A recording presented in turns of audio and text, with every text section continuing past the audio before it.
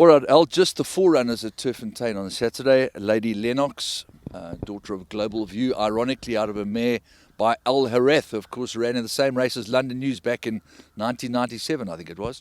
He was beautiful also, Al Hareth. When I saw him in the ring, he was amazing to look at. And he got beaten 8 lengths by Bosra Sham.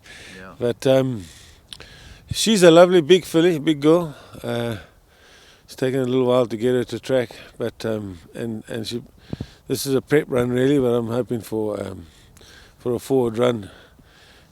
Something like 4 lengths off will be a good run. Right, your next entrant is a horse called New Mexico, who we saw it run at the Vaal last time out. He was just out the money. Well, he actually got a check, but yeah, he's a son of Ideal World out of a Shamadol mare. Looks like he's got an upside to him. We've always had a lot of hope for this guy. He came back from a rest, and 1200 is too short, and I'm running him back in at 12, basically because it's just too soon to go further, timing-wise and fitness-wise. So I thought I'll get another 1200 in, and that'll set him up for a longer run. I mean, I wouldn't count him out in a 12, but he was fresh for the last one, and he might not be as fresh for this one. But he'll still go out trying, and if he can pull it off, that'll be at the maidens. Because I think he's going to go places.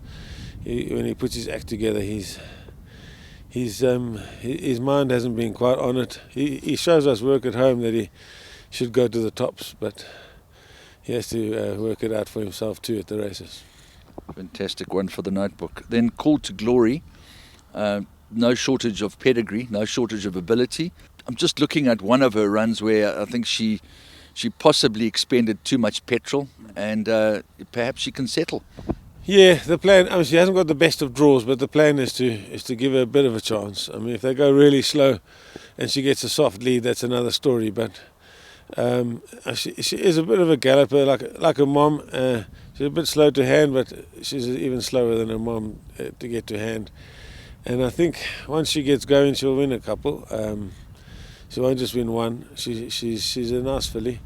It's been a little bit frustrating. I think when she ran at Maritzburg, she got outsprinted. She ran second. She was odds-on favourite, and we thought she'd win there. And then she had an infection, which has set her back, and she come back and ran. She ran up to a point. She went too hard, as you say. But Called to Glory's got a 2 or 3 length advantage. October Fair starting to close in the deficit. October Fair comes at Called to Glory. Outside his powers that be, but October Fair now driven into the lead and gone a length clear. In second is Called to Glory. Lady Zoltanite rattling home, but the money's spot on.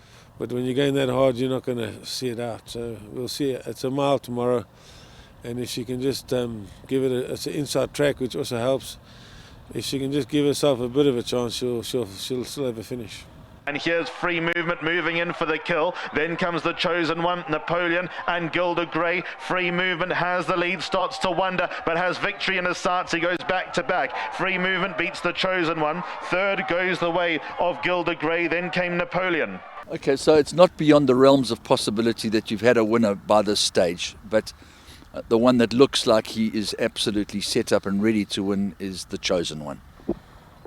Oh, shame. He's found a bit more form lately. His last run was reasonable, and his 1800 he hasn't done that yet. Well, he has tried it, but he he didn't finish off as well at the time before. But given a chance, and the way he ran last time, I think he's thereabouts. I would certainly put him in a pick 6, but he's not really a horse that you want to have a big bet on. He's won one. He's a little chappy, but I think he's got a chance of winning.